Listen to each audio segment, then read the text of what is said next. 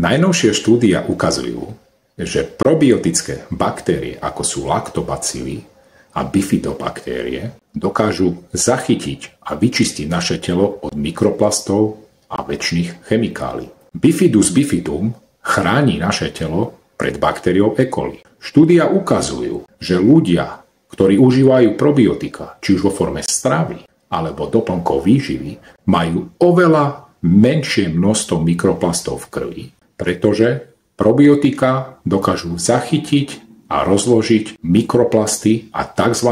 Večné chemikálie. Probiotika vám pomôžu obnoviť vašu črevnú mikroflóru, znížiť zápal, ktorý môže byť spôsobený práve mikroplastami. Niektoré druhy probiotíkov vám pomôžu nakopnúť váš imunitný systém. Probiotika vás detoxikujú od ťažkých kovov a toxínov. Takže zaraďte do svojho jedálnička jedlá, ako sú jogurt, kefír či kyslá kapusta.